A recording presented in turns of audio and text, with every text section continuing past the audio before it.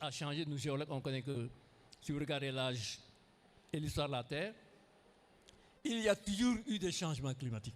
Le changement climatique dont on parle là n'est qu'un le tout dernier que les gens connaissent. Il y a toujours eu des changements climatiques depuis le carbonifère, la mise en œuvre des Crétacés, la disparition d'êtres vivants qui n'ont pas su s'adapter. Et aujourd'hui, les architectes, aujourd'hui la différence c'est que les premiers architectes étaient surtout réactifs. Ils réagissaient par rapport au climat, ils réagissaient par rapport aux catastrophes et ils évoluaient. Aujourd'hui, les architectes de notre temps, c'est des architectes qui sont prospectifs, qui anticipent et qui rêvent de changer les choses en fonction du milieu. Donc, ils sont proactifs. Et la différence, c'est que quand on est proactif et qu'on rêve, on a une vision. Aujourd'hui, la nouvelle vision que vous développez, c'est la vision Bakou, qui est une vision qui a tendance à utiliser les matériaux locaux dans un contexte africain local et surtout en prévision des changements climatiques qui vont venir, qui sont en train de se placer et pour lesquels vous anticipez déjà sur des stratégies. Des stratégies. Après la vision, vous développez la stratégie. Et dans cette stratégie, il est question aujourd'hui de discuter de la stratégie, de voir comment mettre en place des organisations, mettre en place ce que je peux appeler des deals avec les autres structures, notamment les géologues qui s'occupent de la terre, les politiques qui ont aussi une vision, leur vision. Les politiques ont une vision et je pense heureusement que la vision des politiques semble s'arrimer à la vision que nous, géologues et architectes, commençons à développer. Donc ils n'ont pas le choix et ils vont nous écouter. C'est à nous maintenant de mettre en place une stratégie dans laquelle nous allons nous trouver entre Africains, avec les politiques, avec les techniciens, les géologues, les bâtisseurs, et faire passer notre vision, le rêve, à quelque chose de réaliste, à quelque chose qu'on va réaliser, et pour laquelle je pense que Dakar va, dans les mois à venir, être un centre de réunion, de discussion. Voilà ce que je peux faire en attendant. Je vais de ce pas demander déjà au doyen Berthet d'intervenir et de faire sa communication par rapport à ce thème. Monsieur Berthet. Merci beaucoup, Président. À l'intention de la salle, je demande votre indulgence. J'ai été saisi à pied levé pour intervenir, donc je n'ai rien préparé. Si j'ai bien compris le thème, le renouveau architectural, mais tout tourne autour. Si on pose le problème d'un renouveau architectural, c'est qu'on est arrivé à un constat qui fait que l'état des lieux ne donne pas entière satisfaction. Pourquoi? Entière satisfaction dans sa production, dans le type de production, dans le mode d'évolution par rapport à ce qu'on va appeler le système global de l'habité et de l'habitat.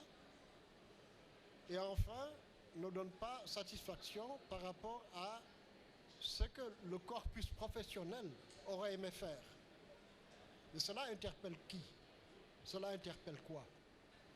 Cela interpelle d'abord les faiseurs, les producteurs de l'architecture à travers leur exercice professionnel quotidien, à travers les productions qu'ils ont eu à développer et qui donnent satisfaction et dessinent un courant, un sillage dans lequel on peut se lancer. Parce que d'une part, ça règle le problème de l'habiter, et ça règle, ce faisant, en partie le problème de l'habitat, qui est beaucoup plus complexe. La production architecturale a connu un certain essor dans notre pays au début des années 80, fin 70, début 80, arrimé à la loi d'orientation de l'architecture, qui, elle, était édictée sous le prisme de ce que Senghor a voulu appeler le parallélisme asymétrique. Le parallélisme asymétrique était donc le mode d'écriture de cette architecture qui voulait d'abord être ancré culturellement, parce que l'habitat, comme nous le savons tous, est le reflet du mode de vie des populations. Vous donnez une production qui n'est pas adaptée à ça, ne vous en faites pas. Dans les 3 à 6 mois qui suivent, les gens transforment, modifient pour l'adapter à leur mode de vie. Et je m'exerçais souvent à dire à certains étudiants que pour programmer, pour faire un programme, il faut aller trouver la famille sur place, vivre avec eux au moins 1-2 journées pour savoir quelles sont les contingences internes de la famille pour pouvoir les mettre à l'aise dans quelque chose qui sera fait sur mesure. C'est pour ça qu'on va voir un architecte. Parce qu'on veut un programme sur mesure par rapport à soi. Le soi peut être individuel, il peut être groupé. C'est ça la demande de l'architecture. Alors, l'architecte qui parvient à produire cela, il aura fait correctement son travail. Parce qu'il aura intégré le mode de vie des gens, donc l'aspect social, on va même dire sociologique, d'aucuns diront même anthropologique, parce que par rapport à l'espace, nous avons des liens du corpus vécu, compris, et du subconscient qui sont par rapport à ces liens. Notamment, vous verrez chez nous de façon traditionnelle, on n'entre pas directement dans une pièce. Il y a toujours une chicane qu'on appelle bangach en wolof, qui permet de détourner le mauvais œil. Vous voyez jusqu'où ça peut aller. Et ça, vous l'intégrez dans l'architecture, les gens, ils l'acceptent tout de suite. Maintenant, comment vous allez l'écrire, comment vous allez le concevoir, pour que ce soit en adéquation avec tout le reste, c'est ça tout l'art de l'architecte. Aujourd'hui, on en est arrivé à un point où on dit, ok, le mouvement qu'il y avait eu, comme il y en a eu un peu partout à travers le monde, il y a eu le Bauhaus, il y en a eu d'autres, nous avons eu cette dynamique de l'architecture soudano-sahélienne qui s'est essoufflée. Pourquoi? La raison réelle, en fait, n'est pas liée aux architectes, elle est liée à la commande publique. Contrairement à ce que l'on dit souvent, c'est la commande publique qui oriente le courant architectural. Et dans cette commande publique, il y avait toujours référence à ce que j'appelais cette loi d'orientation de l'architecture sénégalaise qui devait être d'inspiration soudano-sahélienne. Dès l'instant qu'on coupe cette relation, on laisse la porte ouverte. C'est peut-être pas mauvais, mais ça a fait que cette créativité ancrée dans les racines de l'écriture de chez nous a été un peu délocalisée. Or, et c'est pourquoi certains disent il n'y a pas péril à la demeure, quand on creuse plus loin et quand on va jusqu'à pousser l'exercice à décrypter le cheminement de Picasso, il s'est inspiré de l'art nègre en ce qu'il a d'asymétrique, sans savoir que c'était de l'asymétrie. L'asymétrique a un sens cosmogonique chez nous, il peut avoir aussi un sens esthétique dans l'art plastique. Et c'est ce que nous faisons d'habitude. Et cette architecture était donc inspirée de ce mode de production qui faisait qu'on avait une architecture qui départissait par rapport à l'architecture, on va dire, coloniale qu'on avait sur place, malgré ses qualités, parce que cette architecture coloniale tant décriée, tantôt le professeur Boumalo a évoqué l'aspect intégration au site, cette architecture coloniale était très bien intégrée au site. Elle réglait ce qu'on appelle aujourd'hui les problèmes de confort thermique, les problèmes de climat, les problèmes d'orientation. Partout où il y avait nuisance, il y avait un artifice, entre guillemets, qui permettait d'écarter cette nuisance et d'en faire un avantage. Je me souviens quand j'ai fait des analyses, notamment, pour le prendre comme exemple, l'école Malixi qui est à côté de la grande mosquée, il y a une véranda, il y a une galerie périphérique pour éviter l'exposition directe. Ensuite, au droit des murs, vous verrez des petites chicanes en partie basse pour l'appel d'air frais et des chicanes par ailleurs en partie haute pour la sortie d'air frais. Et les fenêtres qu'il y a là-bas s'ouvraient un peu à la guillotine à l'intérieur pour laisser passer l'air chaud. Mais il faisait toujours très bon en confort thermique dans ces bâtiments-là. Ça, c'était l'approche coloniale. L'approche coloniale a été jusqu'à produire des matériaux qu'on a dû constater par après lors de l'émulsion au plateau. Ces matériaux-là, c'était des parpaings faits avec de la houille, un matériau grisâtre dont je ne connais pas trop l'origine, c'est un type d'argile, qui faisait que c'était à la fois léger et extrêmement efficace en termes de protection thermique. Ça a été utilisé dans toutes les constructions du plateau à cette époque-là. Voilà un peu ce qui a été fait. Aujourd'hui, nous ne sommes pas satisfaits parce que les rares exemples que nous avons de cette architecture-là, qui étaient dignes d'intérêt et qui, à mon sens, méritaient d'être classés, ont été détruits.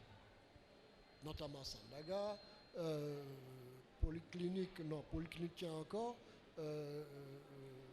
la maternité de Le Dantec, et tant d'autres, qui étaient, à mon sens, des productions suffisamment finies et abouties de cette écriture et de cette expression architecturale.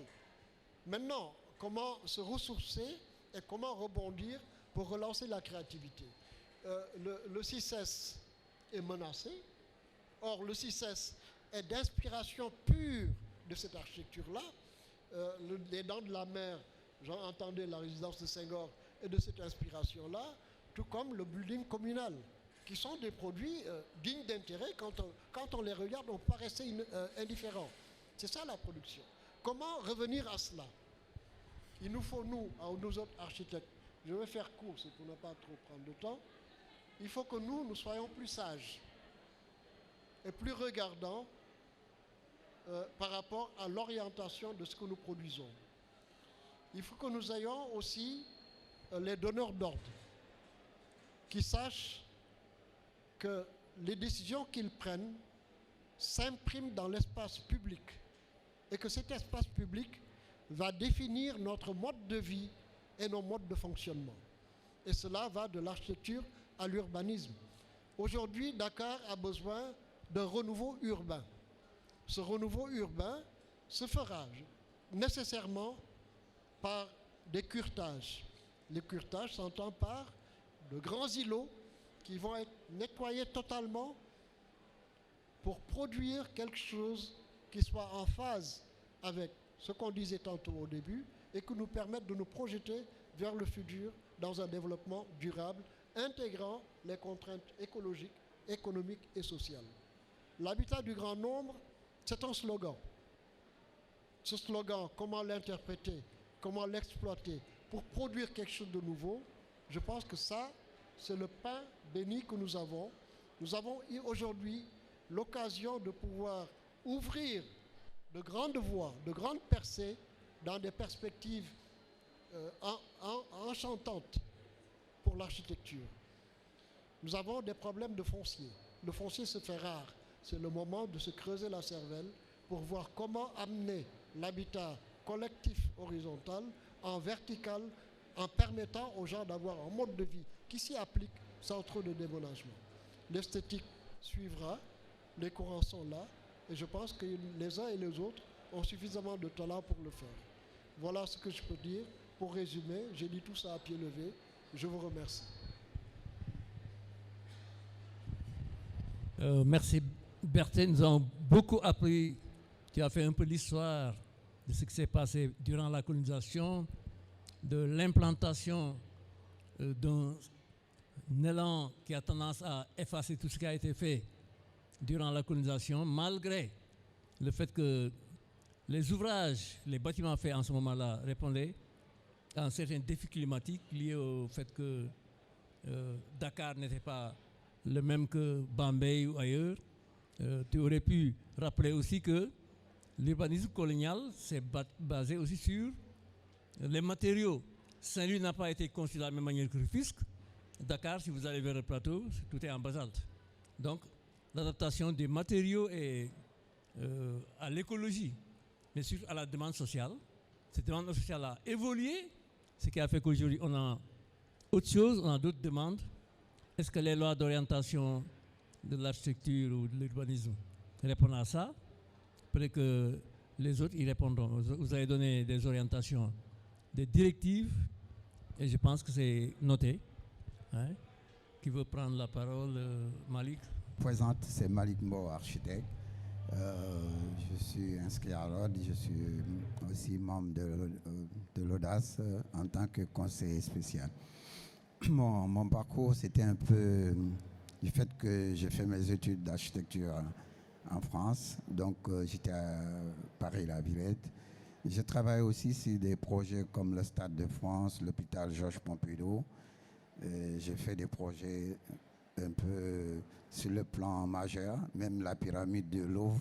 J'ai eu la chance de travailler dans un cabinet où j'ai intégré à partir de 40 éléments en tant qu'architecte. On était parti jusqu'à 120 architectes. C'est le cabinet OSCO qui est très connu. Depuis que je suis arrivé au Sénégal aussi, j'ai travaillé sur des projets aussi majeurs. C'est des projets comme aujourd'hui, si vous passez sur l'avenue de la République, vous verrez la Cour des comptes. C'est un projet qu'on a conceptualisé, qu'on a réalisé avec le confrère Cheikh Ndiaye. Et on a fait d'autres projets. Je travaille sur des projets comme le concept de l'hôpital Dantec, la première version, qui intégrait ce qu'on appelle une structure autonome non médicalisée. Parce que le concept en Afrique, nous, quand on a des malades à l'hôpital, on les accompagne. Il y a toujours des accompagnants, donc il fallait intégrer ces accompagnants dans cette structure-là, ce qu'on a fait comme une structure autonome non médicalisée qui permet quand même à l'hôpital de gérer les malades, en même temps de prendre en charge ceux qui viennent pour une consultation externe et de ressortir. Le concept rue hospitalière qui est intégré et les accompagnants qui sont intégrés, qui sont bien sérieux, on sait comment les prendre en charge. Pour revenir totalement sur le concept Bakou, si on prend l'histoire de l'architecture, préhistoire de l'architecture, je vais venir un peu plus près, avec cette architecture traditionnelle, vernaculaire, qui a créé des choses assez fantastiques en Afrique. L'impluvium, qui a été une architecture casamassienne où on a pu gérer à l'intérieur la température, tout ça, régler tout ça là. Donc ça, c'était fait par des gens qui étaient traditionnels, qui avaient bien maîtrisé la concession. Et c'est même dans l'histoire, quand vous voyez les premiers bâtiments à étage qui ont été faits, la conception venait d'Afrique. Quand on disait on montait à l'étage supérieur, c'est eux qui l'ont développé. Ça, c'est tout ce qui intègre cette architecture qu'on appelle architecture traditionnelle. Mais maintenant, il y avait le fait que les colons nous aient envoyés et puis ils sont venus avec une architecture. Mais quand ils sont venus, ils ont réfléchi quand même pour amener une architecture qui était adaptée à notre contexte environnemental parce qu'il y avait le soleil. Ils ont créé les espèces de vérandas et ces espèces de vérandas qu'ils ont créées, c'est ça qui a amené cette architecture intéressante, coloniale, qui fait qu'ils sont venus avec des pilastres, avec des poteaux, des colonnes, et ils ont créé autour de la maison les vérandas, ce qui était fantastique parce que c'est une architecture qui s'adaptait bien. Maintenant, il y a eu aussi ce qu'on appelle l'architecture contemporaine, c'est-à-dire quand vous voyez à Dakar, il y a des immeubles comme l'hôtel de l'Indépendance ou bien aussi l'immeuble de Cheikh Ngom qui a été fait, l'immeuble Faisal. Vous verrez qu'à un moment, les architectes ont commencé à venir après les années 60, avant l'indépendance avec l'architecture coloniale. Ils sont venus bouleverser, tel que le confrère que vous connaissez bien avec l'immeuble BCAO, Pierre Goudiaby. Ils ont initié des projets qui sont venus à ça. Mais quand vous partez plus loin, que ce soit le Bénin, la Mauritanie, que ce soit la Côte d'Ivoire, ils ont une architecture traditionnelle qui s'est incrustée et qui avait beaucoup de valeurs techniques que nous, architectes aujourd'hui, qu'on s'est dit architectes modernes, qu'on pouvait utiliser. La Mauritanie, ils ont pu maîtriser parce qu'ils sont sur une température assez chaude et ils ont quand même des volumétries qui font que la chaleur ne rentre pas directement parce que les rayons de soleil, quand tu tapes dans une courbe, ça évite que ça rentre directement. Donc, tous ces genres d'architecture, nous l'avons négligé et nous sommes partis aujourd'hui, si on parle de 2024-2025, sur une architecture Pinterest que les jeunes architectes ou étudiants en architecture connaissent, où c'était de copier-coller à partir d'une architecture, soi-disant une architecture moderne, et que je ne comprenais pas. Parce que pour moi, Il n'y a pas d'architecture sénégalaise ou architecture africaine, tout ça. L'architecture est universelle. À partir du moment où l'architecture devient universelle, il faut conceptualiser et mettre quelque chose en place. Nous, on s'est dit, bon, oui, on est sorti de cette architecture-là. On a eu cette architecture coloniale avant l'architecture traditionnelle et cette architecture no contemporaine. Maintenant, qu'est-ce qu'on fait? On s'est posé la question, il faut qu'on devienne ce qu'on appelle l'architecture identitaire, culturelle. Ça veut dire que si même moi, en tant qu'architecte africain, que je vais à New York, que je construis un immeuble, il faut que la référence vienne de moi. Parce que j'ai une culture, je véhicule quelque chose, dans ma conception, il faut qu'on le sente. Quand vous allez au Burkina Faso, ils ont fait des tentatives, même au Mali, pour sortir une écriture en architecture. Et cette écriture-là, je pense que quand vous voyez les immeubles au Burkina, même au Mali, tout ça, vous voyez une architecture qui s'est un peu identifiée à l'architecture de terre. Mais est-ce que c'est suffisant pour démontrer qu'on peut mener une architecture universelle pour arriver à la chose? On a un architecte qui s'appelle Kéré, qui a fait une tentative assez intéressante parce qu'il est parti de l'université, il est sorti en tant qu'architecte, et puis très tard, parce qu'à 35 ans, il a fait ses études d'architecture, et à 39 ans, il est devenu architecte. Mais il a pensé à une chose qui est formidable, c'est-à-dire cette architecture qu'on dit traditionnelle, qui n'a pas d'étiquette, parce que les gens nous négligent un peu par rapport à cet architecte. Lui, il a révolutionné cette architecture parce qu'il est rentré dans ce qu'on appelle des laboratoires de tests, et il a testé, il est venu avec cette architecture, il a pu lui donner une image identitaire. Et cette image identitaire, c'est ce qui sort cette architecture qui dit moderne, mais alliée à une architecture traditionnelle. Maintenant, qu'est-ce que c'est le concept Bakou? Le concept Bakou, on s'est dit en 2024, nous, en tant qu'Audace, nés au Sénégal, et on fait même l'architecture partout, est-ce qu'aujourd'hui, on n'a pas une architecture identitaire à revendiquer? Donc le concept Bakou, c'est emprunté un peu de l'UTR sénégalais, mais je pense que Cheikh Diop va beaucoup plus nous parler du concept Bakou, parce qu'il a un peu échangé avec moi sur ça. C'est-à-dire, c'est montrer notre force à travers des pas de danse, à travers des chants, à travers des mouvements. Aujourd'hui, est-ce que les architectes n'ont pas le droit de poser un concept total? Est-ce que c'est la commande qui commande l'architecture et l'architecture? Non, je ne pense pas. L'architecture viendra de nous parce qu'elle est identitaire, elle est conceptuelle. Maintenant, c'est à nous de dire rupture. On est dans une architecture top moderne, contemporaine, mais qu'est-ce qu'on amène comme écriture? Une fois que le projet est vu, on dit « Ah, ça c'est un projet qui est identitaire africaine ou tout ça ». Mais ce n'est pas le projet, parce que fait par un architecte sénégalais ou un architecte ivoirien, qu'on dira c'est un projet sénégalais ou un projet ivoirien. Le projet architecte, c'est quelqu'un d'universel. C'est quelqu'un qui conçoit. Il peut mettre ses projets, je dis ici au Sénégal, le projet peut se voir à Paris. Si vous prenez le monde islamique à Paris, Nouvel a fait quelque chose de très simple. Il a pris l'écriture arabe, il s'est inspiré de ça et il a sorti cet institut du monde arabe. Maintenant, nous, par rapport à tout ce qu'on a comme identité, pourquoi ne venons-nous pas avec une nouvelle forme d'écriture en architecture? Déjà, le concept intérieur est maîtrisé parce qu'on sait qu'il fait très chaud chez nous et ce n'est pas favorable pour vivre dans des enclos, donc il faut trouver de la manière dont ventiler naturellement.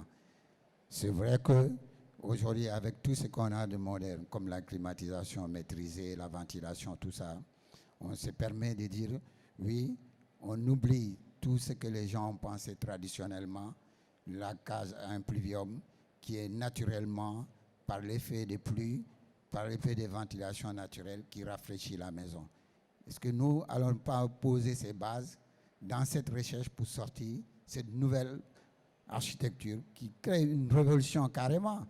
Parce que concevoir, oui, mais concevoir comment?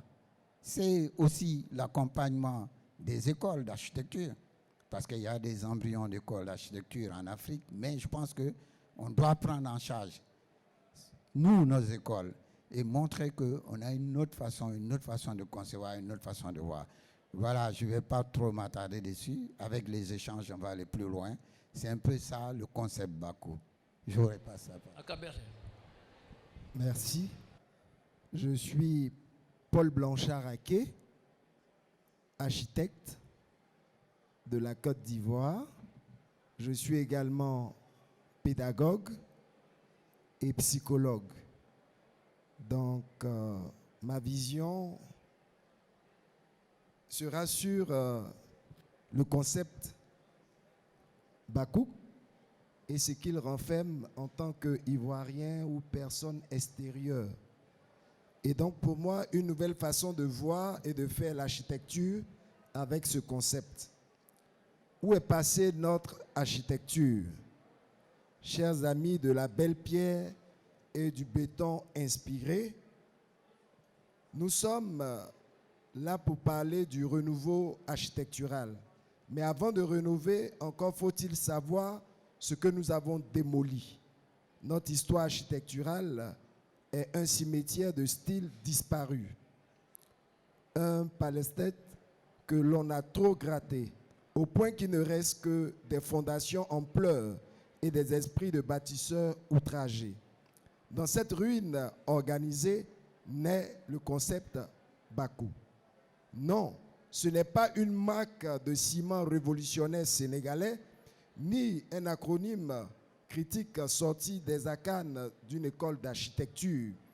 C'est un cri de cœur, comme l'a dit mon confrère Malik, une volonté de restaurer une identité architecturale culturelle, non pas en copiant sévilement le passé, mais en intégrant avec audace la modernité.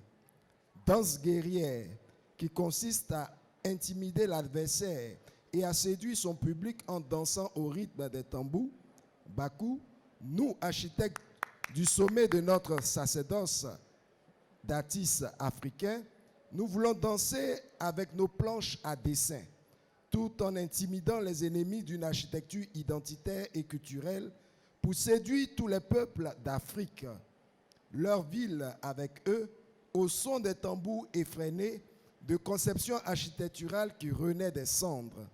Ma contribution pour ce panel s'articulera autour de 3 petits points. 1. Bakou qu'un regard dans le rétroviseur sans oublier le pare-brise. 2. L'architecture de l'âme entre héritage et futur. 3. Construire, c'est aussi reconstruire notre identité. Primo, Bakouk, un regard dans le rétroviseur sans oublier le pare-brise. L'architecture n'est pas un simple affaire de murs, de toits et de fenêtres, mais une mémoire qui se matérialise dans l'espace. Or, nous avons été victimes d'une amnésie architecturale. Que sont devenus nos temples de savoir, nos palais vernaculaires, nos espaces de rencontre taillés dans la patience et la sagesse de nos ancêtres, disparus sous le rouleau compresseur d'un modernisme sans racines, remplacés par des cubes en verre soufflant d'angoisse existentielle. Bakouk veut redonner de la substance à notre urbanité, réconcilier notre patrimoine avec nos aspirations contemporaines. Le béton brut peut être sensible aux formes, peut danser avec l'histoire, et l'architecture ne devait pas être un simple alignement de conteneurs habitables. Prenons l'exemple sur le Japon, qui a su conjuguer les temples de Kyoto avec les tours de Tokyo, ou encore l'Andalousie, où l'héritage mauresque dialogue avec la modernité. Pourquoi devons-nous raser pour construire alors que nous pouvons bâtir en dialogue? Segundo, l'architecture de l'âme entre héritage et futur. Un bâtiment n'est pas un simple abri, il est un récit. Il parle du climat, des traditions, des matériaux locaux, des gestes des artisans. Imaginez-vous un instant que nous construisions une ville comme un grand livre ouvert, chaque maison une page, chaque place publique un chapitre, chaque monument une ponctuation forte. Que voulons-nous raconter? Aujourd'hui, on peut parler d'architecture, mais les bâtiments qui naissent dans nos grandes capitales, Abidjan, Bamako, Dakar et autres, ne se distinguent pas. Des espaces sont standardisés et manquent d'identité culturelle, de lieu et où on vit, et on ne sent rien. Bakou veut donc réintroduire l'émotion dans l'architecture. Mais comment? En réapprenant à lire notre propre patrimoine architectural, en conservant des espaces qui parlent la langue de nos paysages et de nos cultures, en réintroduisant des matériaux et des techniques oubliées, et cela en combinant avec les avancées de notre époque. Tessio, construire, c'est aussi reconstruire notre identité. Et pour cela, nous ne pouvons pas croire que le modernisme doit effacer notre architecture, que pour avancer, il faut faire tout pour écraser ce qui est passé, faire la tabula rasa. Non, le Louvre n'a pas été effacé par ses racines médiévales pour accueillir la pyramide de Pays. Le centre Pompidou, aussi radical soit-il, dialogue avec l'environnement. Pour ainsi dire, nous avons donc besoin que nos villes puissent grandir harmonieusement et respecter des règles simples en honorant le passé sans renoncer à l'avenir. Et pour cela, en Côte d'Ivoire, il y a des projets tels que le musée de la civilisation de la Côte d'Ivoire, qui est un symbole de richesse culturelle et historique, où l'espace d'exposition est à la fois fonctionnel et esthétique. Il y a également le centre culturel africain à Bamako, qui vient allier donc la tradition et aussi la modernité. Enfin, nous pensons que le concept Bakouk est une réponse pour une architecture africaine qui a son mot à dire dans ce grand concert des nations lorsqu'on parle d'architecture. Je voudrais terminer avec un peu d'humour. Un architecte fraîchement diplômé fut engagé pour rénover une vieille place de marché. Il proposa un projet ultra moderne, verre, acier, grands baies vitrées, jusqu'à ce qu'une grand-mère du quartier l'interpelle. « Mon garçon, où sont passées les vieilles arcades en pierre ?» Il répondit, « Oh madame, il faut renouveler, il faut évoluer.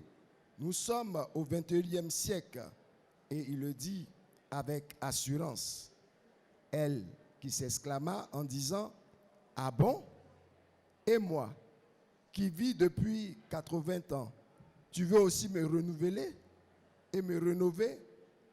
Chaque ride de mon visage, du haut de mes 80 années d'existence, raconte avec beaucoup de modestie mon identité, ma culture et ma beauté.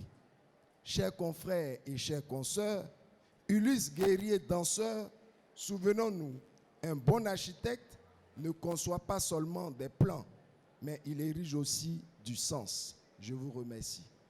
Bonjour tout le monde, bonjour messieurs, dames. Mohamed Ndiaye Khalima, plus connu sur le nom de MNX Architecte, spécialiste en architecture bioclimatique et secrétaire général adjoint de l'Ordre des architectes du Sénégal. Vous savez, comme il a dit notre cher confrère aîné Malik, Bakou de ce qu'on a. Qu'est-ce qu'on a sous nos mains? On a le soleil, on a un environnement très propice, on a de la végétation, malheureusement un peu de désert qui est en train de nous envahir. Malgré tout, quand même, on vivait en parfaite harmonie avec notre environnement qui part de l'architecture, parlerait forcément de l'urbanisme et qui sont des questions d'identitaire sociale mais socioculturelle, mais en même temps culturelle. Vous savez, chaque société a besoin de s'identifier à son environnement. Malheureusement, on est aujourd'hui très rattrapé par une course folle d'une modernité conceptuelle, architecturale, pareil qu'urbanisme, et qui ne dit pas forcément son nom. Malheureusement, on est en train de subir par la technologie qui est en train de commander, comme il a dit tout à l'heure, notre conception de base, notre manière de faire, notre manière de voir. Vous savez, avant, on avait une architecture très vernaculaire qui allait très bien dans le sens intime des vies familiales africaines, qui donnait un sens à nos vies parce que ça permettait à séparer, segmenter, orienter, mais surtout mieux organiser les vies internes de nos bâtiments. Malheureusement, qu'on appelait architecture vernaculaire, mais qui fonctionnait très bien, malheureusement, aujourd'hui, on a tendance à s'en servir des matériaux qui nous poussent à réduire l'épaisseur des murs, qui nous poussent à mettre côte à côte des entités qu'il ne fallait pas. Vous savez, en temps normal, quand on a minimum 50 ans, on a censé avoir un enfant qui a 20 ans, voire plus. Vous savez ce que je veux dire par là, c'est qu'une vie intime, familiale qui se crée dans nos foyers, ben, aujourd'hui est très bafouée par manque seulement d'espace, mais manque d'organisation conceptuelle et qui crée une grande crise. Le mot Bakou nous permettrait de prendre le contre-pied de ce qu'on est en train de subir, qui est une forte la modernité sans sens ni maîtrisée, de reprendre le sens utile et sociologique de nos conceptions, mais surtout de nos manières de vivre.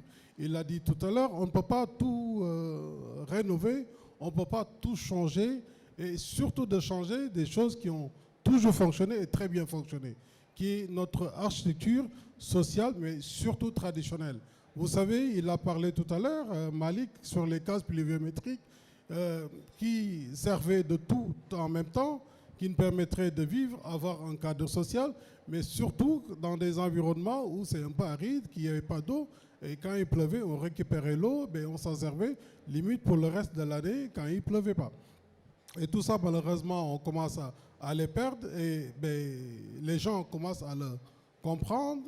Aujourd'hui, on est tous, je veux dire, les citadins, en train d'être étouffés. Et avant, on parlait d'exode rural, mais maintenant, on parle d'exode urbain. Les gens en train de retourner chez eux, de rentrer, d'aller y vivre parce que ce n'est plus possible de s'entasser les uns sur les autres et pas possible. Bakou nous pousse, étant jeune architecte, je me permets de faire ce lapsus parce que je pense que je dois être le cadet de ce plateau, mais ça tombe bien pour dire que je suis sur le même niveau de compréhension du besoin présent de pouvoir au moins se proposer autre chose que de vivre en zone urbaine. Malheureusement, la vie en zone urbaine n'est plus organisée. La vie en zone urbaine, elle est limite détruite parce qu'il n'a plus de sens. On est dans une course folle de rentabilité de tout espace public, pareil que privé, et qui n'est plus possible. Qui n'est plus possible. Les gens ont envie de souffler, de vivre. Maintenant, le mal, et malheureusement, les gens habitent dans des appartements, soit disons, limite dans leur maison, mais ils n'y vivent pas. Et la remarque qui est pertinente, c'est que la tendance est en train de se renverser. Des gens qui ont compris, avertis, un homme averti qui en vaut deux, en train de trouver une autre vie plus agréable.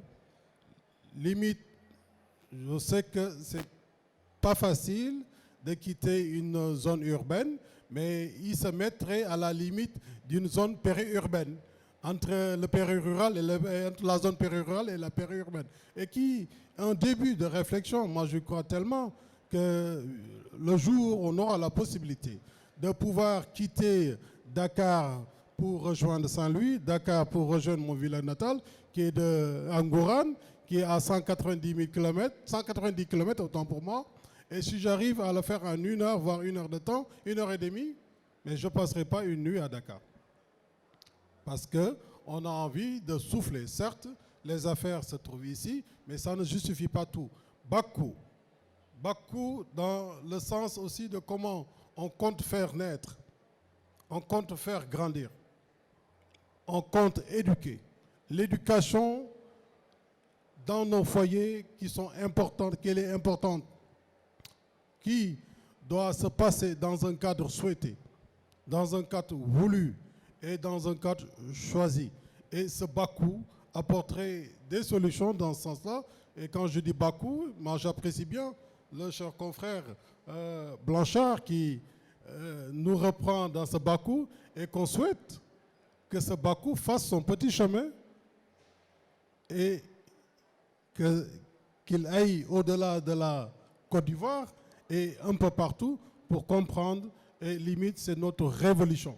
L'évolution architecturale, révolution urbanistique et révolution, une nouvelle manière de comprendre nos espaces. Tenez-vous bien, nos espaces que je compte bien vous expliquer. Aujourd'hui, on ne peut plus comprendre quand on se retrouve aux grandes capitales africaines, que ce soit à Abidjan, que ce soit à Ouaga, que ce soit à Dakar, on voit pratiquement les mêmes matériaux que je ne critique pas.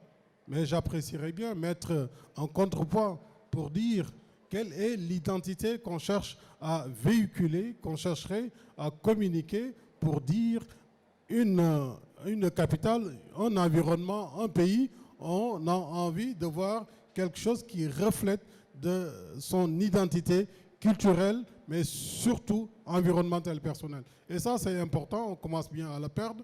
Et si je reviens un peu sur le soleil, le vent, un environnement certes propice et très verdoyant, qu'on a malheureusement dans nos foyers, nos appartements, nos maisons, on commence à ne plus se sentir à l'aise parce que toutes ces entités-là ne sont pas cumulées dans une belle soupe pour donner un cadre de vie tant souhaité. Ça veut dire quoi? Ça veut dire qu'aujourd'hui, nos foyers, il nous manque d'aération naturelle, il nous manquerait d'éclairage naturel, il nous manquerait un système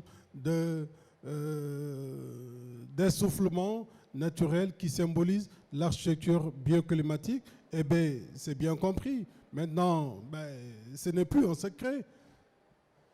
Ça ne coûte certes à rien d'avoir de la ventilation mécanique contrôlée, qu'on peut nommément appeler les clims et autres, ou les VMC, mais tout ça, ça signifie qu'il y a un problème. Et ce problème est bien plus profond. Notre Bakou national travaillerait dessus pour apporter quand même un soutien escompté aux besoins et qui est devenu une forte demande pour pouvoir régler toutes ces entités-là.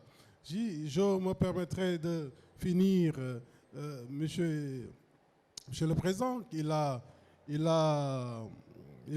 dit, et on cherche nous tous à apporter un grand soutien, à éveiller nos jeunes frères architectes, de leur dire, soyons sûrs de ce que notre pays, ce que nos environnements, ce que nos collectivités locales ont précisément en besoin de se référer par rapport à la propre identité locale qu'il faut préserver à tout prix. Et surtout pour finir, l'environnement urbanistique de près qui pourrait apporter un cadre de vie social non seulement, mais de pouvoir aider les gens un moment de se retrouver parce qu'on ne vit plus dehors, on ne vit plus à l'intérieur, on vit dehors. Et bien, ces espaces de sociabilisation, ça serait important de pouvoir les aménager et apporter un cadre de vie pour que les gens puissent au moins en bénéficier. Merci, Monsieur le Président, de vous rendre la parole. Merci. Je m'appelle Massamba Lamsan Diop, architecte depuis maintenant plus de 3 décennies. Et je suis le président de l'Ordre des architectes depuis janvier 2024. Le thème dont nous débattons aujourd'hui, avant d'y arriver, je ferai une petite fenêtre d'histoire. La question de l'architecture a beaucoup intéressé de nos nations. J'en viendrai à un cas très simple, 2 chefs d'État. Le président Senghor, tout le monde connaît comme homme de lettres, homme de culture, et le président Houphouët-Boigny. L'une des raisons de la création de l'EAMO est venue d'un problème de création de l'école d'architecture en Afrique de l'Ouest. Et ces 2 chefs d'État ne s'entendaient pas pour l'implantation de l'école, chacun le voulant dans son pays. Pourquoi? Parce que chacun comprenant l'importance d'une école d'architecture pour ses élites, pour le développement de sa nation. Et tous les 2 se sont tiraillés pour prendre cette école et l'implanter soit en Côte d'Ivoire ou bien au Sénégal. En fin de compte, les chefs d'État ont décidé pour l'amener à Lomé. Et Senghor a créé dans la même foulée l'école de Dakar, dont je suis sorti. Ça fait plus de 3 décennies, il y en a beaucoup. La première promotion est sortie en 78-79 et l'école a été fermée. C'est pour vous dire, ces pères fondateurs, l'importance qu'ils donnaient à l'architecture, en comprenant que si on ne fait pas une architecture adaptée à nos pays et qui permettrait surtout de répondre à l'urbanisation, parce que c'est un rapport intrinsèque qu'il y a entre l'urbanisation et l'architecture, ils allaient avoir certes des villes, mais des villes qui ne seraient pas bien construites, qui ne seraient pas bien aménagées. Et le plus sensible dans tout cela, ce serait que on peut aménager les villes, mais si ce n'est pas fait par des Africains, si ce n'est pas fait par des autochtones, on aura un résultat, certes, on aura des bâtiments, mais pas ce qu'on désire. Et partant de là, Senghor, poussant sa pensée, est allé jusqu'à parler de parallélisme asymétrique. Il avait le concept. Mais le définir correctement lui posait problème d'un point de vue scientifique, je dois dire. Parce qu'on allait vers la fractale. Et à partir de ce moment, les scientifiques ont pris en main cette question, commencé à discuter et justement les hommes de culture à parler du parallélisme asymétrique. C'est pour vous dire que l'importance déjà qu'un homme de culture accorde à l'architecture jusqu'à aller penser à toute une doctrine pour la développer. Nous qui sommes architectes, nous sommes mieux placés que quiconque pour le faire parce qu'on touche notre sensibilité. Parce que l'architecture, qu'on se le dise, c'est des sentiments. Ça ne se vend pas, ça ne s'apprend pas. On est avec, on grandit avec, on le cultive. C'est pour ça que les jeunes qui sont là, je vous conseille vivement, au-delà de votre formation académique, de vous cultiver. C'est essentiel. Un architecte doit être un homme de culture. Un architecte doit être ouvert d'esprit. Un architecte doit pouvoir aller dans toutes sortes de projets et justement pouvoir manipuler ces projets et discuter avec ses clients et même élaborer des projets quelquefois qui ne sont même pas, qui dépassent même sa pensée. Et ça, c'est la culture qui vous le donne. Parce que quand vous perdez la culture, il ne reste plus rien en vous. Quand tout part, c'est la culture qui reste. Donc je vous invite vraiment à beaucoup vous cultiver. Parce qu'avec la culture, vous allez voir, en lisant, en apprenant, en suivant ce genre de débat, en allant vers surtout des gens qui ont de l'expérience, des anciens, ce qu'ils pourront vous apprendre, ça vous permet de prendre des raccourcis dans votre vie. On ne peut pas tout apprendre, mais on peut beaucoup apprendre avec ces raccourcis. Et pour cela, je vous dis, moi qui suis assis ici, j'ai plus de 30 ans d'expérience. Mais j'apprends chaque jour de mon confrère, M. Berthet. Je l'écoute parler et tant d'autres. Et c'est très important. Le concept de Bakou qu'on a amené, pourquoi le concept de Bakou? Vous savez, quand on évolue dans une structure, quand on évolue dans la vie, il y a des moments où on a envie de dépasser ce qui se faisait. On a envie de faire du renouveau. On a envie d'avancer. Alors, à partir de ce moment, il faut dégager des concepts. Et ces concepts qu'on met en place, c'est un ensemble de facteurs analysés. Bien que quand on les analyse, et de l'analyse, il en découle qu'on a maintenant une vision claire par rapport à ce qu'on doit faire, par rapport aux orientations qu'on doit prendre. À partir de ce moment-là, il faudrait définir des schémas d'action. Et nous, dans le cadre du Bakou, pourquoi on l'a appelé Bakou? Ce n'est pas gratuit. Le lutteur qui se lève pour aller lutter, il commence d'abord par danser, montrer sa force, sa puissance. Et c'est après qu'il passe au combat. Alors, nous, architectes, quand on a vu qu'au niveau du Sénégal, on démolissait des bâtiments qui appartenaient au patrimoine même du Sénégal et qui permettaient culturellement de pouvoir lire l'histoire, de pouvoir avoir une idée très claire par rapport à l'histoire, une traçabilité. On a dit non, stop.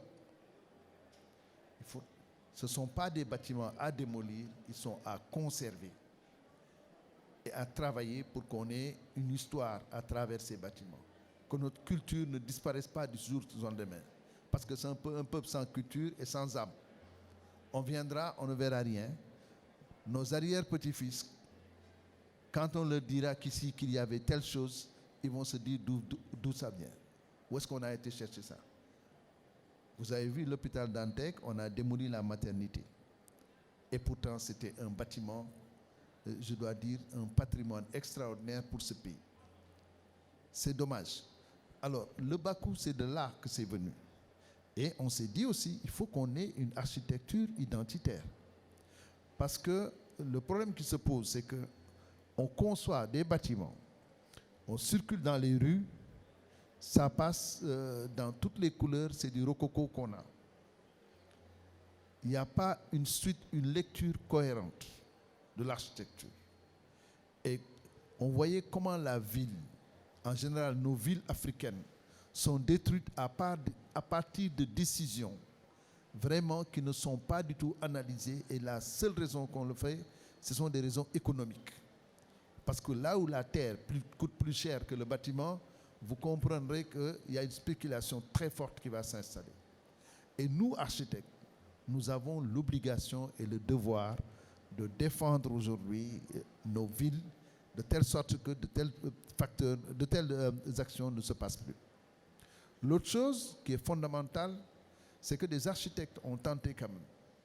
Ils ont fait un travail en Afrique, ils ont trouvé une voie, du genre Kéré, du genre Worofila, du genre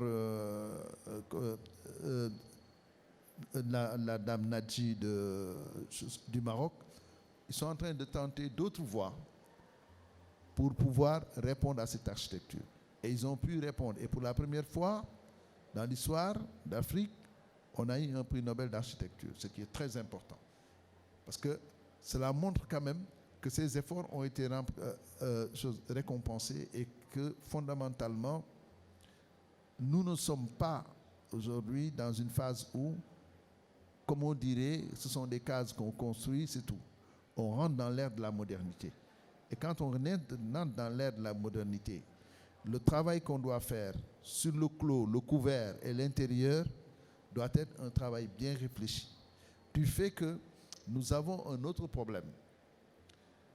Avant, on pouvait construire comme on voulait, faire des murs, faire du vitrage partout. Maintenant, on est devant une situation assez compliquée. Est-ce qu'on veut vivre ou bien on a envie de vivre aussi dans des conditions qui ne nous permettront pas d'avoir une longévité? C'est ça le problème fondamental. C'est la question de la longévité de l'humain.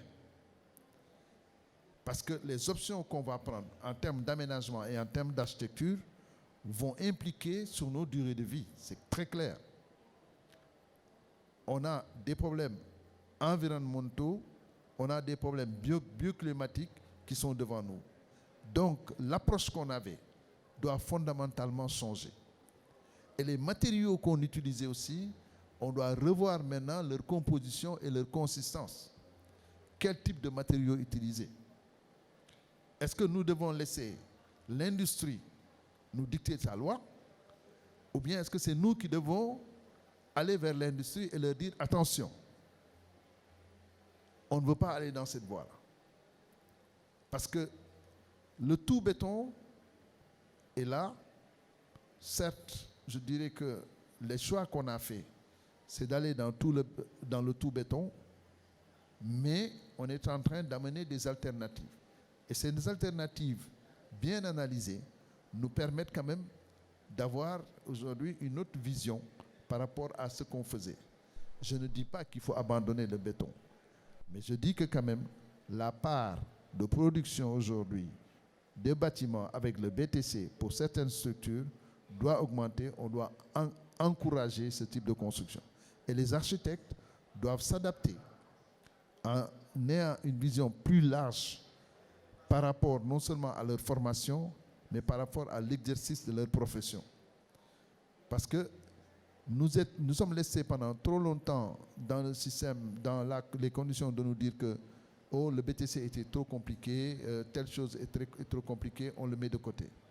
Mais je suis désolé, un bâtiment R+1, quelquefois R+2, sur lequel administratif et autres, rien n'empêche qu'on utilise ce type de procédé pour les réaliser. Mais c'est une volonté politique qui est là, et cette volonté politique, nous devons l'accompagner. L'autre chose, je dis que les échanges internationaux doivent être poursuivis et améliorés. Pourquoi? Parce que l'architecte qui travaille en Mauritanie ou bien au Maroc a trouvé des techniques tellement intéressantes pour régler ces problèmes d'ensoleillement, de chaleur et autres, que si on ne partage pas ces techniques, ce qui va se passer, c'est que chacun va être dans son coin en train de travailler, et ce transfert de technologie doit être à la pointe des efforts. Et j'espère que le vice-président de l'UA, qui est là assis, quand même, plaidera cette cause au niveau de l'Union des architectes africains pour que cet aspect de la formation, cet aspect d'échange soit quand même développé au niveau africain.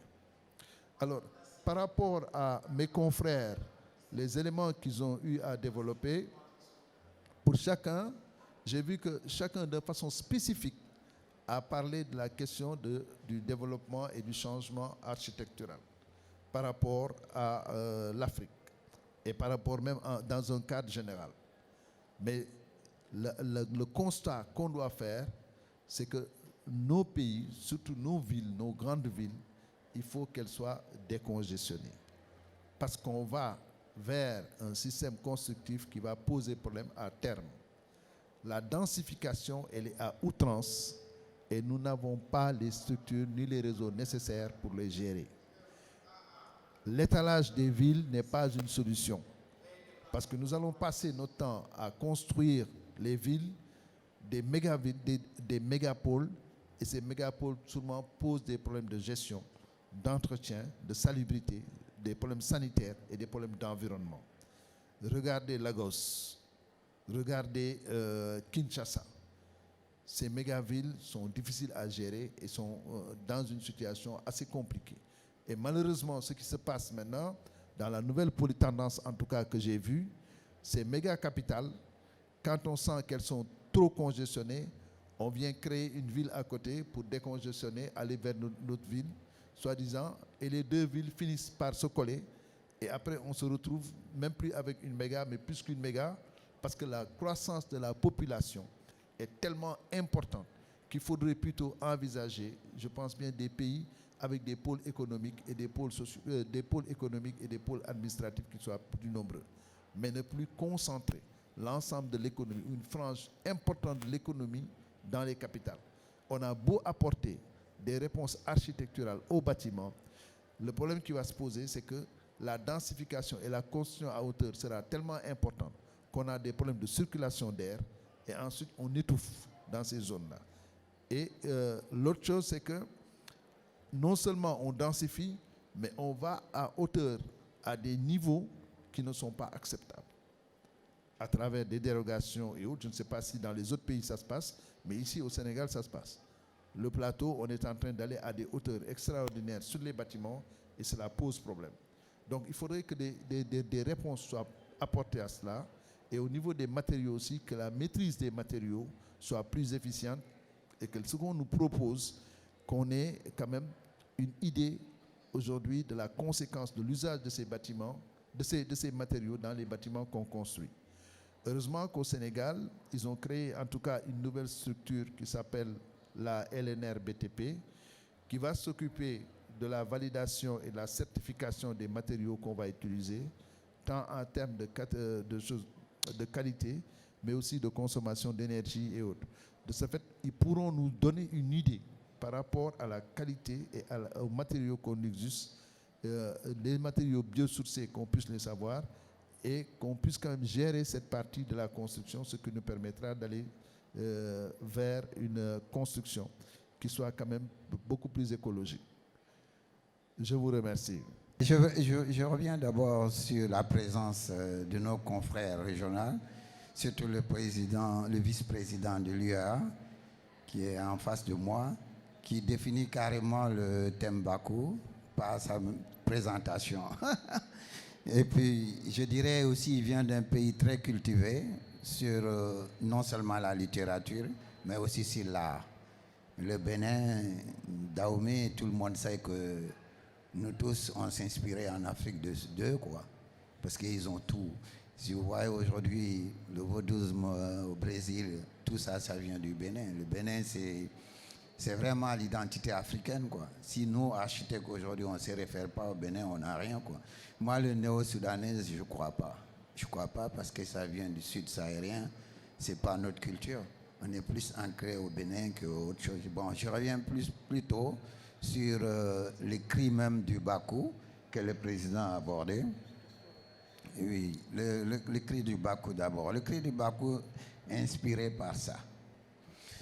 Ça, c'est un tableau qui fait 2 mètres sur presque 2,50 mètres. Je pense qu'un grand tableau. Et ce tableau-là a été fait par un artiste de la Casamance qui s'inspirait Gassama, qui a s'inspiré de tous les cris, comme a dit Blanchard, notre confrère, qui est les cris des architectes. Les cris, c'était quoi? C'était des architectes qui avaient écrit des articles. Quand on commençait à démolir la maternité de Bantec ou on démolissait aussi Sandaga, beaucoup de monuments ont été délignés, y compris moi et d'autres. On a écrit des articles à travers la presse. Et cet artiste s'est inspiré de ça. Il a pris ça en fond de toile. Et il s'inspirait aussi d'un peu l'art égyptien, donc pharaonique, pour montrer la force. Donc, il nous a fait ce tableau. Ce tableau aussi, il y a des portraits de certains architectes qui avaient déjà écrit des tableaux, qui sont à l'intérieur. Quand vous regardez le tableau au fond, vous l'analysez, vous voyez que c'est une composition vraiment réfléchie. Aujourd'hui, ce tableau est présenté la première fois à la Biennale, le off des architectes au niveau du siège. Les tableaux y figurent. Mais ce tableau aujourd'hui, moi, quand je dis en tant que peut-être critique d'art, ces tableaux, si vous n'avez pas 100 millions de francs, on ne va pas vous les céder. Ce tableau devient un patrimoine et c'est un tableau qu'on voudrait prêter aussi dans la sous-région, à commencer par le Bénin qui est en face de nous. On voulait que le tableau fasse le tour de la Côte d'Ivoire aussi et que le tableau nous revienne. Parce que tout ce qui a été détruit comme monument référentiel à Dakar est inspiré par ce tableau. C'est le cri de cœur que nous avons. Et ce tableau, si vous le voyez en réalité, il existe, il est au siège de l'ordre. Il faut aller voir ce tableau. Beaucoup de gens ont vu de prendre ces tableaux, même l'acheter, on a refusé. Et aujourd'hui, l'artiste qui a fait ces tableaux va exposer à la Galerie des Arts. Je serai son commissaire, mais ce tableau va coûter 100 millions de francs. Si ce tableau est acquis à 100 millions de francs, ça veut dire que c'est la première fois en Afrique où on achète un tableau à 100 millions de francs. Ça, c'est le cri du bas coût. Et le bas coût, je veux dire, on n'est pas panafricain. Parce que la Société Générale que j'ai fait à Conakry, il n'y a même pas 2 ans, qui a été inaugurée, fait sur l'inspiration du masque Sénoufo. C'était de rendre hommage aux Ivoiriens aussi. À partir de ce masque, je me suis inspiré, j'ai fait le truc. Aujourd'hui, les Guinéens se sont appropriés en disant c'est leur Tour Eiffel. Mais ils me reprochent une chose, pourquoi je n'ai pas pris un masque guinéen.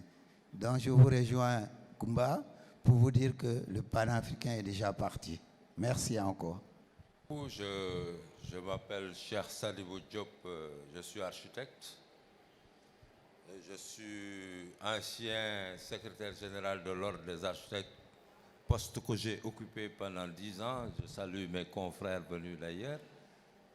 Et je voudrais également profiter de l'occasion pour remercier le Conseil de l'Ordre qui a eu l'amabilité de nous inviter et mieux de nous associer à ce programme. À ma qualité donc de représentant de l'école Aruba, dont les étudiants sont là, je me dois d'intervenir donc par rapport à tout ce qui a été dit ici. Et Malik l'a rappelé, il m'a interpellé sur le mouvement Bakou, pour lequel, franchement, je trouve que c'est merveilleux, c'est arrivé à son heure. Mais je dois rappeler qu'à chaque fois, dans l'évolution des peuples, eu égard au dynamisme de leur culture, parfois il est bon de procéder à des rebonds. Le Sénégal l'a connu sous Senghor, vous l'avez rappelé, et déjà pour illustrer tout ça en 1966, je crois, il a été convoqué à Dakar, au Sénégal, le Festival mondial des arts nègres. C'était un moment frappant et marquant dont le principal objectif était de montrer à la face du monde ce qu'on avait de valeureux au plan culturel, au plan artistique, etc. Aujourd'hui, le mouvement connaît un élan un peu différent, mais qui se justifie aussi par ce que vous tous vous êtes accordés à dire. C'est-à-dire qu'à un moment donné, on a senti que les acteurs qui animent le secteur de l'architecture ont plus ou moins été laissés pour compte. Si on y ajoute les difficultés de la production dans un pays en voie de développement où les allocations consacrées à la construction ne suffisent pas à relever tous les défis. Ça veut dire quoi? Ça veut dire que les architectes africains construisent moins que ceux qui sont en Europe. Je ne parle pas en termes de dénombrement de projets, mais en termes de cotation économique des réalisations. Donc cela veut dire que nous avons beaucoup à faire parce que l'Europe a fini d'être construite, l'Afrique doit se construire. Mais comment construire? C'est le débat qui est posé. Comment on doit construire pour avoir une identité? Je ne dis pas qu'il faut s'enfermer dans nos ghettos noirs. Nous en sommes sortis, comme disait Senghor. Aujourd'hui, même l'enseignement de l'architecture doit obéir au principe de l'ouverture, mais aussi de l'enracinement. Il faudrait qu'on montre aujourd'hui qu'il y a un besoin de faire une production qui soit une production acceptée par le grand nombre. Le paradoxe, quand je prends l'exemple de l'habitat, c'est que la portion congrue des parcellaires qui déterminent un peu la production de logements sont, au Sénégal, c'est quasiment des 150 mètres carrés qui constituent le gros du lot. Et lorsqu'on fait des équipements d'envergure, c'est en fait, au lieu de passer, pour la plupart, si c'est des immeubles administratifs, de passer en hauteur pour essayer de rationaliser ce qu'on a, parce que l'erreur de Dakar, qui est quand même une presqu'île, c'était de penser que tout le monde pouvait avoir 500 mètres carrés, tout le monde pouvait habiter 500 mètres carrés. Résultat des courses, aujourd'hui, on est dans une phase quasiment tendue. Parce que non seulement les niches de terre font défaut, mais il y a que les plans directeurs n'ont même pas été respectés comme il se devait. Donc le problème qui se pose aujourd'hui, puisqu'on puisse parler de renouveau, ça se pose au plan architectural, mais ça se place aussi au plan urbanistique. Aujourd'hui, nous sommes à Diamniadio, un pôle dont la vocation est de déconcentrer Dakar. On va parler de nouvelle ville, mais moi, la notion, on y reviendra, ce n'est pas une ville nouvelle, mais on peut accepter de dire que c'est une ville nouvelle. OK? Donc, tout cela pour dire qu'on est au cœur du problème et le mouvement Bakou qui est, comme je l'ai dit, l'hymne à la reconquête de notre espace, vient à son heure et doit être le plus tentaculaire possible. Parce que le problème, il n'est pas que sénégalais, il est africain. Parce que pendant longtemps, on a dormi sur nos lauriers. Les plans qui devaient être les plans devant nous conduire à la production éco-responsable de tout ce qu'on devait faire a été banalisé.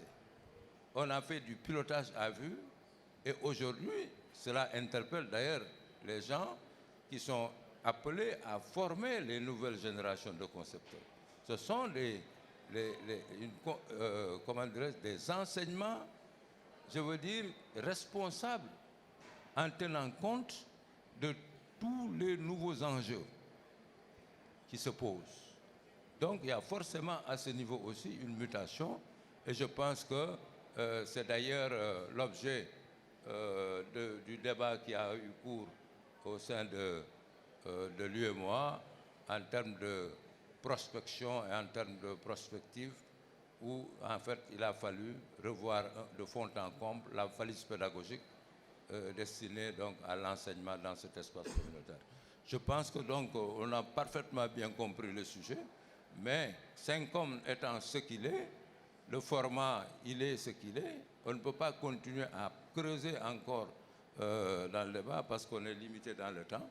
Mais je pense qu'il était de mon devoir par rapport à ce que j'ai eu à échanger avec Malik, ce qu'on a eu à formaliser, c'est ce sur quoi on s'est mis d'accord en principe, c'est de réfléchir ensemble sur comment conceptualiser tout ça, de participer à tout ça, à la réflexion d'ensemble et de faire en sorte que vraiment le mouvement puisse atteindre sa vitesse de croisière. En tout cas, merci pour tout. Au nom de Aruba, je vous remercie.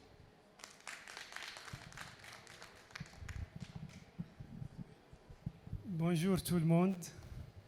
Je m'appelle Menni Houlita.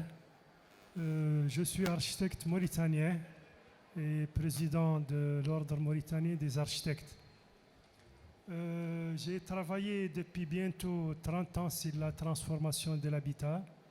J'ai vécu avec les gens pour comprendre comment ils transforment un projet conçu par un architecte. Je voudrais me réjouir tout d'abord de cette démarche, cette réflexion et cet intérêt à l'identité en architecture. Je pense que c'est quelque chose de très important.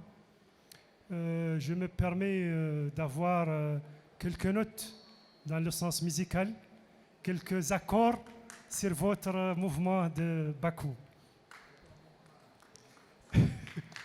La première note, elle est très importante et concerne l'attitude de l'architecte. Je pense que l'attitude de l'architecte est quelque chose de très important.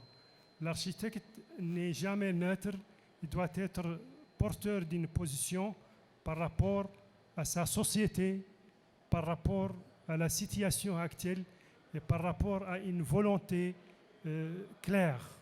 Ça, c'est très important. Et ça colle parfaitement à ce que le président vient de dire aux jeunes architectes concernant l'intérêt d'avoir une large culture, non pas seulement une large culture, mais aussi un intérêt pour nos citoyens, pour notre culture et pour notre histoire et pour notre présent et pour ce que nous pouvons faire en tant que professionnels de ce métier passionnant. La deuxième note concerne le piège du formalisme. Je pense qu'il faut être très vigilant. J'entends parfois le terme écriture et je me permets de mettre quelques réserves.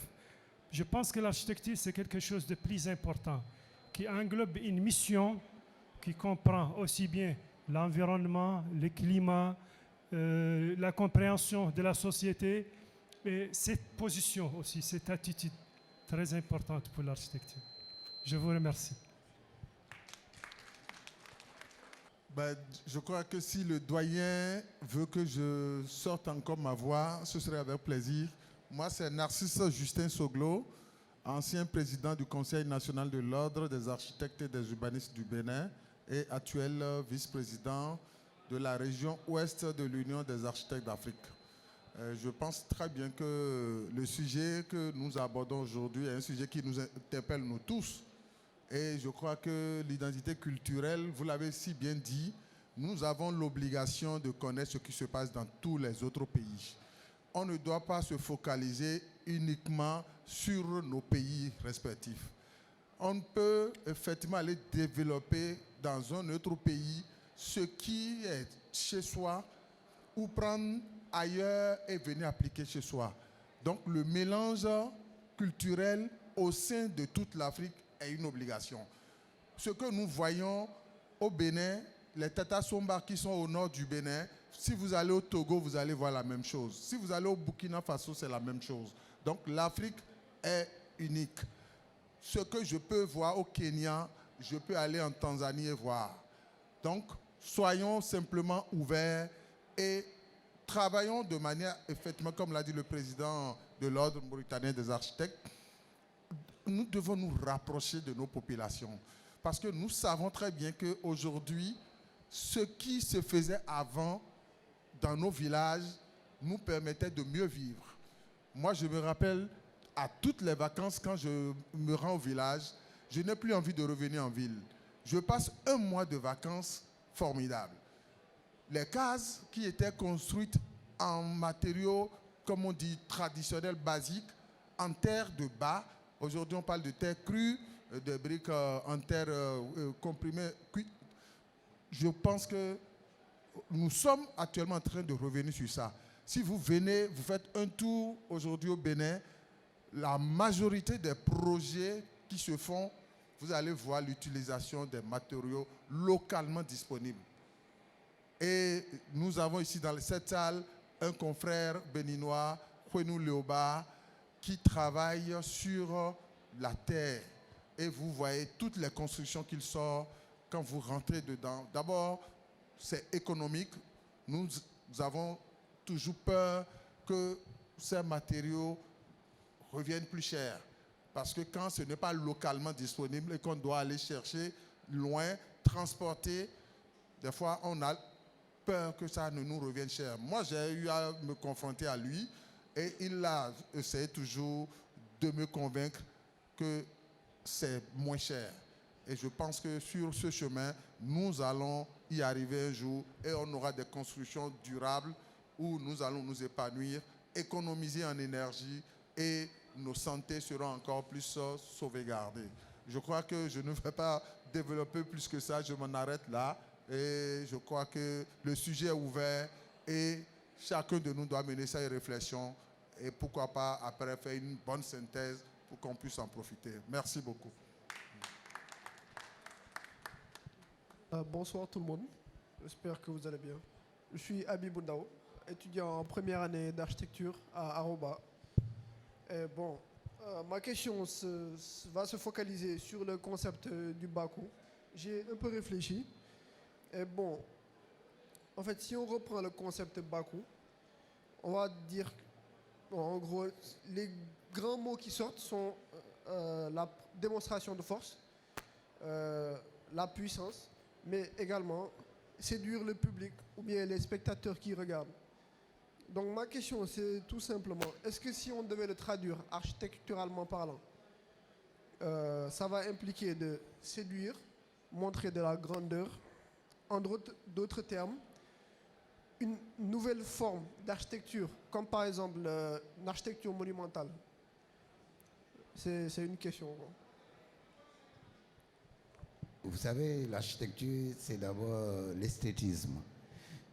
Tout à l'heure, quand le président de l'Ordre des Mauritaniens a pris la parole, il a dit quelque chose d'essentiel, de très important. C'est-à-dire, je vous donne une référence. On avait un professeur d'architecture qui était médecin. Il a pratiqué 26 ans la médecine.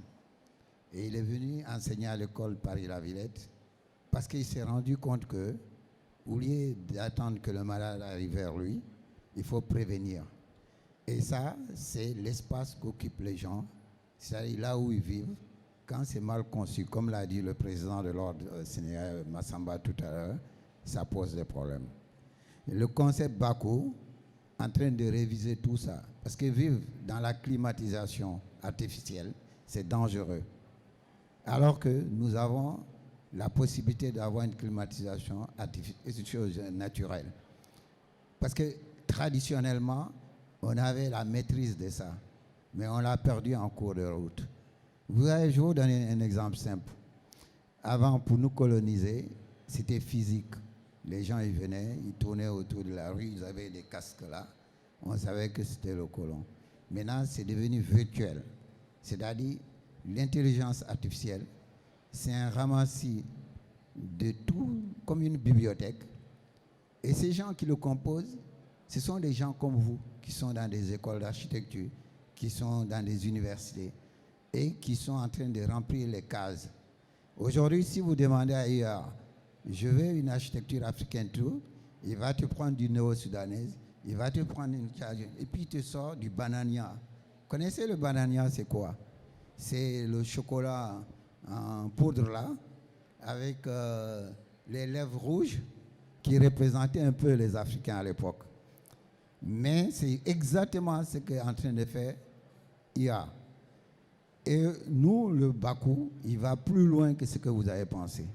Le Bakou, ce n'est pas de démontrer une puissance, c'est démontrer un état de fait. C'est-à-dire comment nous on vit, comment on conçoit, comment on s'habille.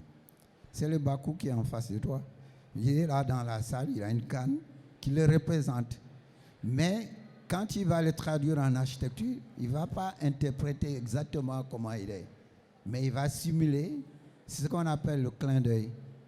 Quand vous prenez une nouvelle qui fait l'Institut islamique, il a tout de suite pensé à l'islam. Et il a développé un concept reflétant d'une façade qui capte les rayons solaires et qui ramène ça à l'intérieur et qui refroidit la salle. Ça, c'est un concept que les étudiants en architecture doivent réfléchir. Parce qu'on vit dans un environnement, mais la technologie, elle est déjà penchée partout. Mais quand vous pensez comme architecte, il faut penser, créer des brevets, concevoir, mettre des choses que vous avez inventées pour faire de l'architecture. Et c'est ça le concept Bakou. Le Bakou ne veut plus qu'on s'identifie à une architecture de verre, elle existe. Mais vous savez que le verre, aujourd'hui, le soleil peut taper sur le verre et rapporter du froid à l'intérieur. Mais ça, c'est quelqu'un qui l'a réfléchi. Ça, on peut mettre une architecture totalement en verre en Afrique, mais quand le soleil tapera, ça refroidit à l'intérieur. L'énergie solaire, les panneaux solaires, c'est beaucoup plus adapté chez nous. Mais en 1980, déjà à Chicago, partout, les gens utilisaient ce soleil, ils n'avaient pas trop de rayons de soleil. Nous, aujourd'hui, on est en 2025, on n'utilise même pas l'énergie solaire. Mais il y a un problème. Maintenant, les étudiants en architecture, qu'est-ce qu'ils doivent faire? Ils doivent commencer à réfléchir. L'architecture, on vous l'a dit tout à l'heure, ce n'est pas faire des plans. C'est un état de fait, c'est une conception générale. C'est comment vous vivez, comment les gens... Vous savez pourquoi les gens ont conçu? C'est parce que il y avait l'instinct de survie. L'instinct de survie, c'est-à-dire vous vivez dans une nature, mais vous ne connaissez pas votre limite. Les animaux pouvaient vous attaquer. Alors on mettait les tatas. C'était des formes de pierre qu'on posait partout. Et on était encerclés à l'intérieur. On mettait les plus fragiles au milieu, c'est-à-dire les femmes, les enfants, et les gens faisaient le tour par eux-mêmes. Ils se sont rendus compte que si on mettait des pierres, ces pierres allaient nous protéger. Après les pierres, il dit, mais si on élevait les pierres, on élève les pierres, mais maintenant le soleil qui nous tape, la pluie, est-ce qu'on ne met pas une couverte? Donc, l'homme est naturellement fait pour faire de l'architecture. Voilà ce que je voulais vous dire.